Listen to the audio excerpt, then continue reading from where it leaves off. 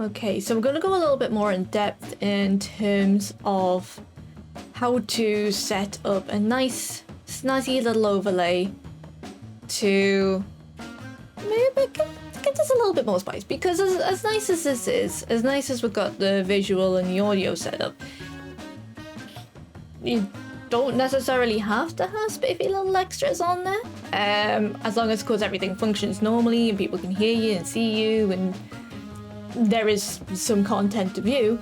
But sometimes as you progress, you probably want to add little extras, personal touches, and just make it uniquely your own. And there is a couple of ways you can go about this. So with Streamlabs, what is a nice touch is that pretty much everything is all laid out for you. So just to explain, there is actually an option to have themes included.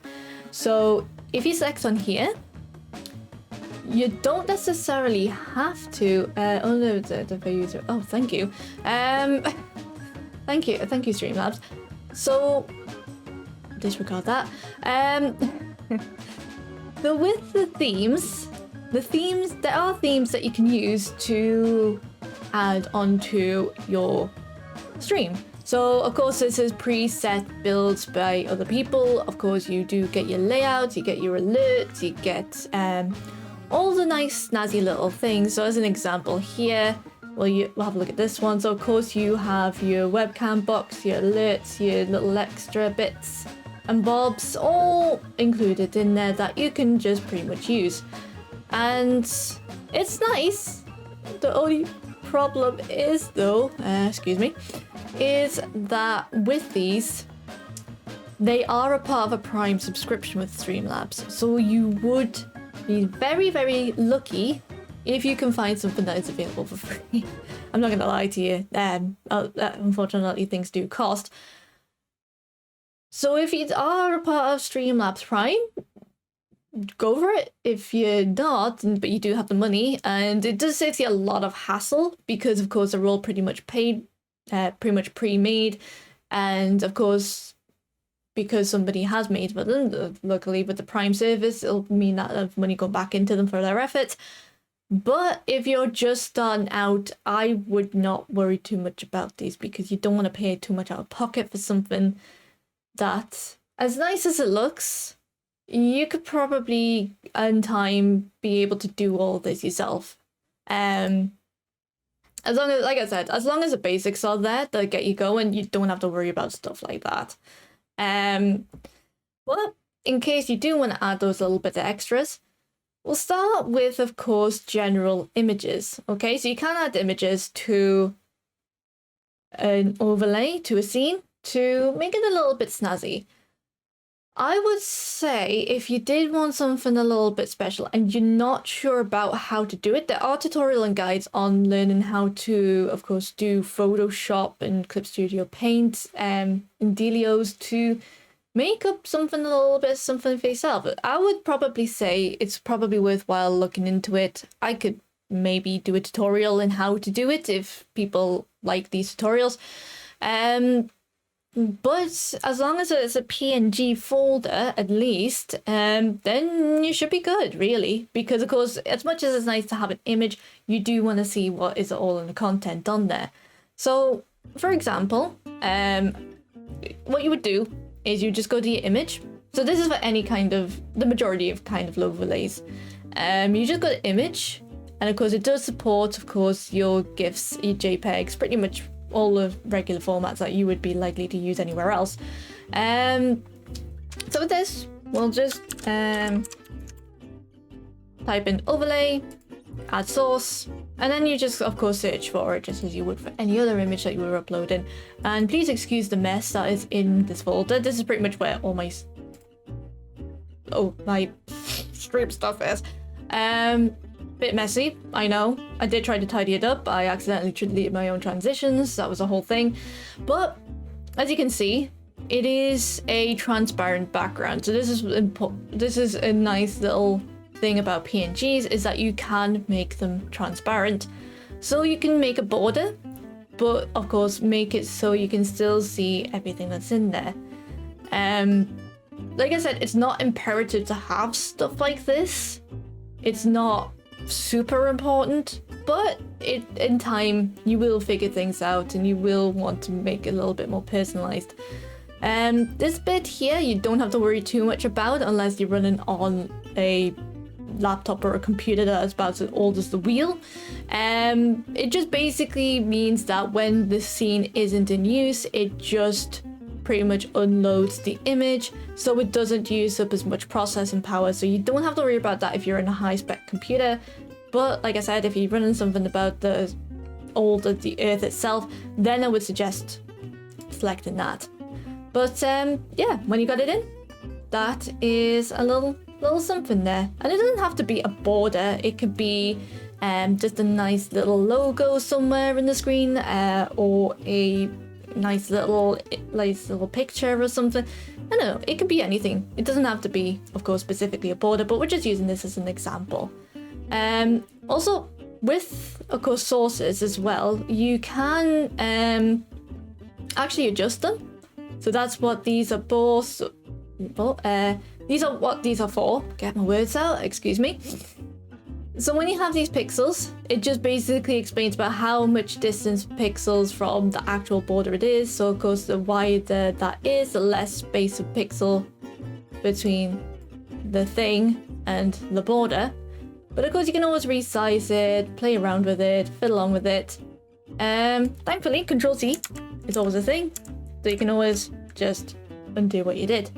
But yeah, so it's always good to know that because you can always resize things as well. And there are a couple of little icons next to your sources. Now this one is to lock it in place. Simple as. So then of course, if you do select it, you can't move it.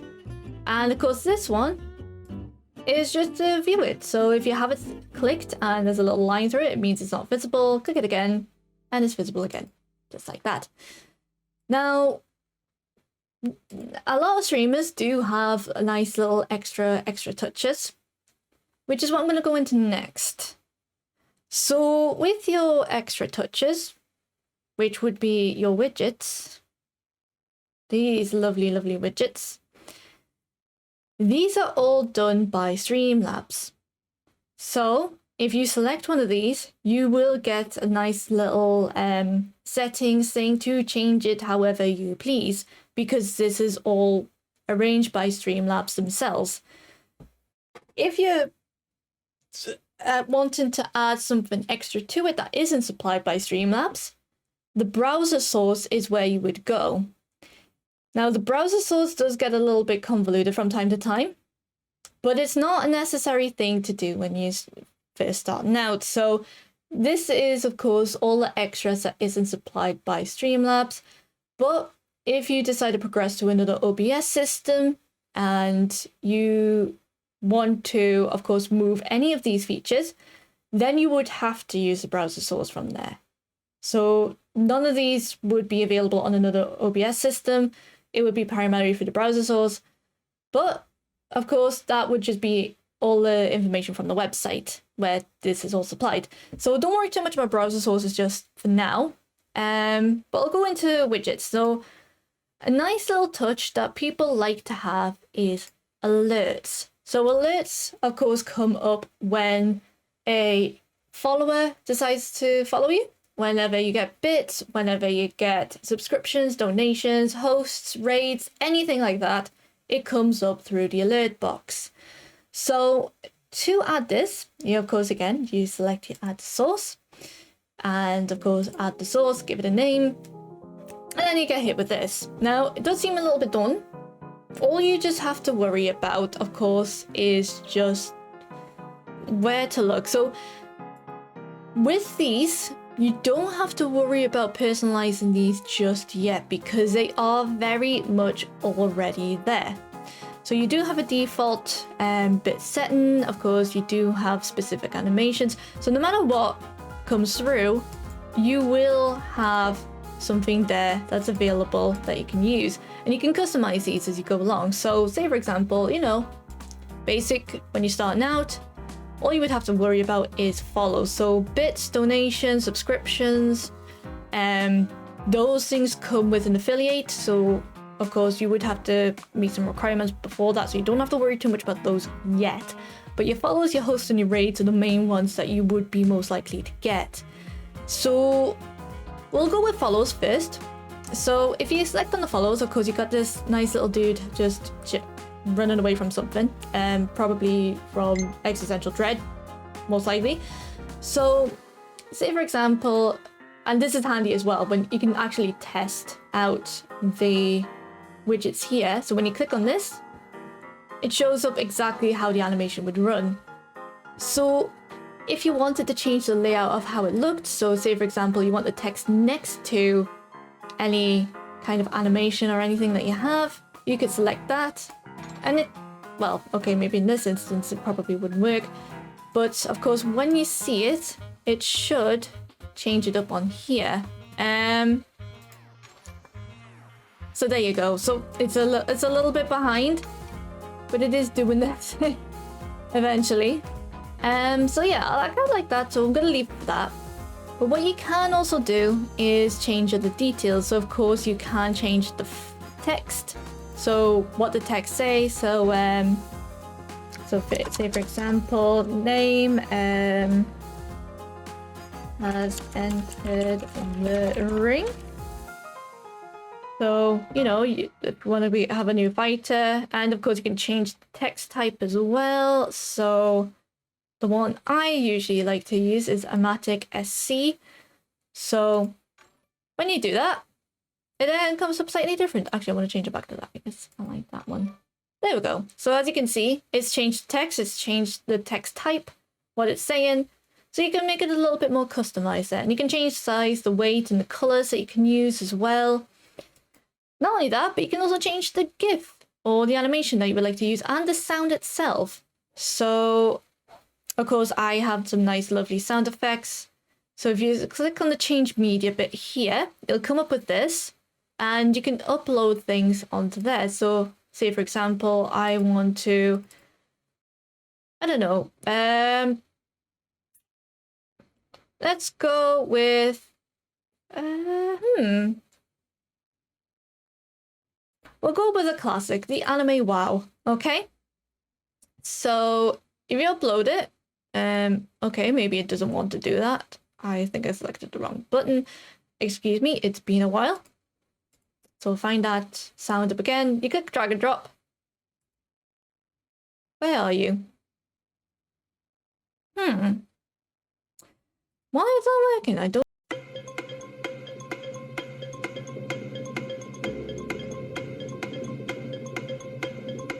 But yeah, so you can change up different little things on here. So of course we've got the swimming corgi here. And yeah, so when you do that, like I said, just change the media to change it to whatever you like. You can also change the volume on there.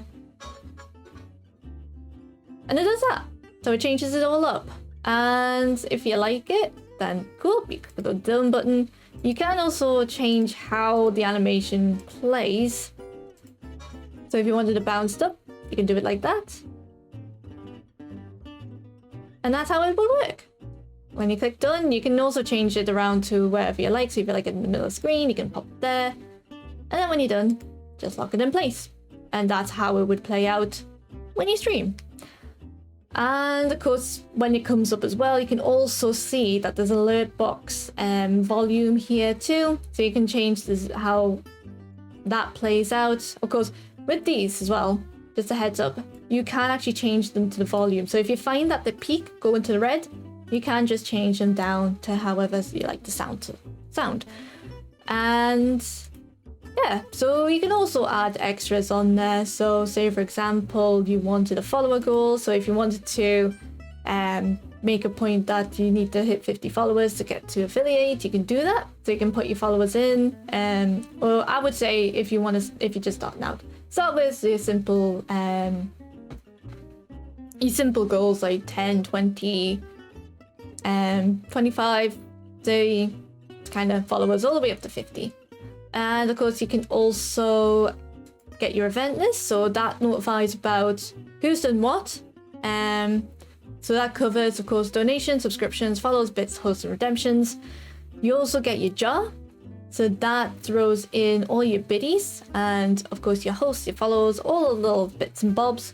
It alerts you, and of course it just drops it in like that. And yeah, you can add whatever you like on top of things, and you can change all the settings through on here, which is why another reason why I believe Streamlabs is very good for starting out, because like I said, all of this can carry over to any other OBS settings, OBS services rather, and it just, of course, yeah.